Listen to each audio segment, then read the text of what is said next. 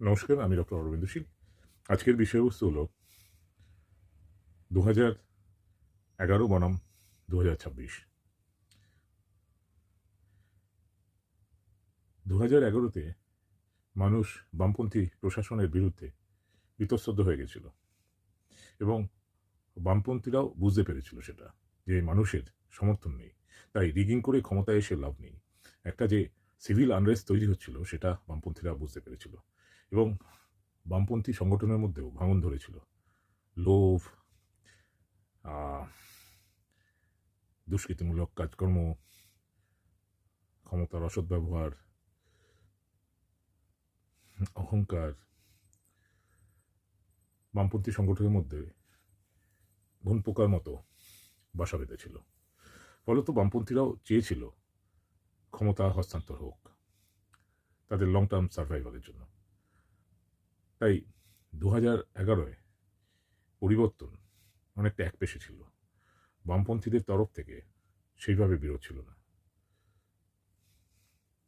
আর বামপন্থী এবং বামপন্থার মধ্যেও বেনজল এসে গেছিল। তাই হয়তো বামপন্থীরা তাদের সংস্কারের জন্য এই পরিবর্তন চেয়েছিল। তবে সেটা যে এত দীর্ঘস্থায়ী হবে ভাবেনি। তারা ভেবেছিল আবার ঘুরে দাঁড়াবে।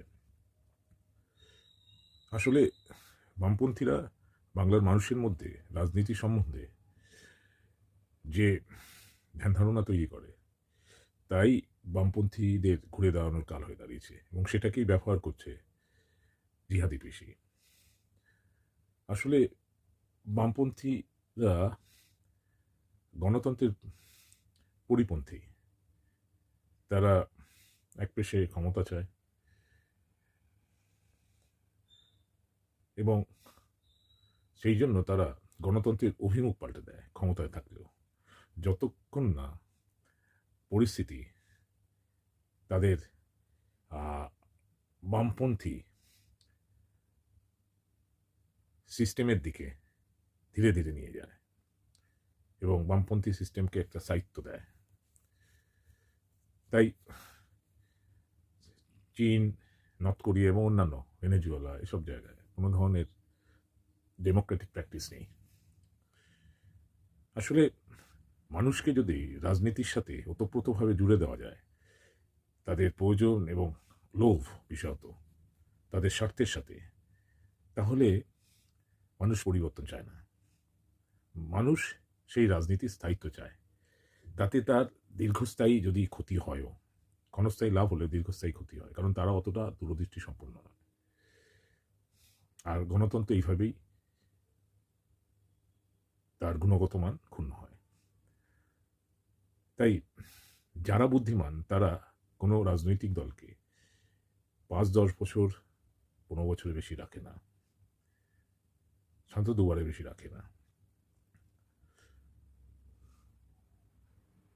যদি বিরোধী দলও দায়িত্বশীল হয়।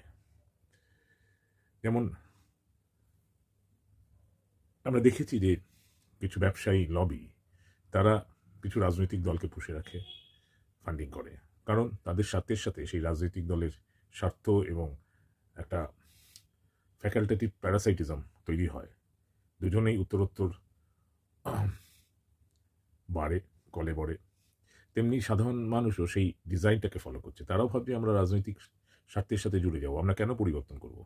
যদি রাজনীতির সাথে আমরাও জুড়ে যাই এবং তার সাথে আমাদের লোভও জুড়ে যায়, চাওয়া পাওয়াটা জুড়ে যায়, তাহলে আমরা কেন পরিবর্তন চাইব সামগ্রিক উন্নয়নের জন্য? যেখানে অর্থই সব, সেখানে সামগ্রিক উন্নয়নের দরকার নেই। ব্যাংক ব্যালেন্স বাড়লেই হলো। আপনি দেখুন এই যে মেলা খেলা, এই যে মেলা, এটা একটা প্রচারের মাধ্যম এই মামাকুদের।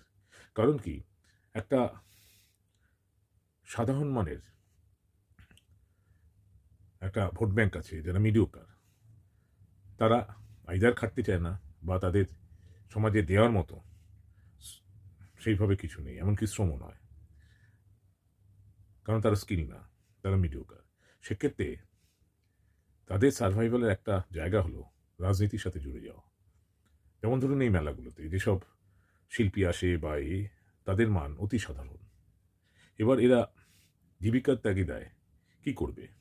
এরা তখন কোনো রাজনৈতিক দলের সাথে জুড়ে যায়, দাবেদারি করে, তারা তাদের এই মেলা খেলায় সুযোগ করে দেয় এবং তারা সেক্ষেত্রে তাদের সার্ভাইভালের জন্য কোনো পরিবর্তন চায় না, চাই এই সিস্টেমটাই কন্টিনিউ হোক। এটা বামপন্থীদের একটা সঠতা। তারা গণতন্ত্র চায় না, মানুষকে এই লোভ, এই প্রয়োজনের সাথে জুড়ে দিয়ে তারা লং টার্ম সার্ভাইভালের ব্যবস্থা করে। তাই গণতন্ত্র সেকেন্ডারি হয়ে যায়, পরিবর্তনের ইচ্ছেটা সেকেন্ডারি হয়ে যায়। আজকে 2026-এ সেটাই হয়েছে। বামপন্থীদের এই যে মেকানিজম, এই যে engineering, social engineering, reverse gearing, তাতে মানুষ যে গণতান্ত্রিক পরিকাঠামো সেটা থেকে বেরিয়ে এসেছে। গণতন্ত্র সভ্যতার একটা অ্যাচিভমেন্ট। তার মানে মানুষ আবার একটা একনায়কতন্ত্র, একটা স্বৈরাচারী, একটা অথরিটেরিয়ান রুলের দিকে যাচ্ছে। সেটা তারা বুঝতে পারছে না, কারণ তাদের ব্যক্তিগত কিছু চাওয়া পাওয়ার ফায়দা, লোভের সাথে রাজনীতিকে জুড়ে দেওয়া হয়েছে। তারা রাজনীতির বাইরে এসে সাময়িক উন্নয়নের কথা ভেবে পরিবর্তন চাইছে না। এটাই 2026-এ বাঙালির কাল। কারণ 2011-তে পরিবর্তন ক্ষমতাসীন সরকার চেয়েছিল, কারণ তারা ব্যর্থ হচ্ছিল সামগ্রিকভাবে, সেটা বুঝতে পেরেছিল। একটা মিনিমাম অনেস্টি ছিল, কিন্তু এই সরকার ক্ষমতাকে ধরে রাখতে চায়, ছাড়তে চায় না। তাই কারণ একটা বড় কারণ, যারা দর্শক ছিল তারা আজকে মঞ্চে উঠেছে। তাই এই যে ক্ষমতার মোহ, এই যে রক্তের স্বাদ পেয়েছে, তারা যেন তেন কোকনে ধরে রাখতে চায়। ফলে এই পরিবর্তন খুব সহজে আসবে না। আর তার সাথে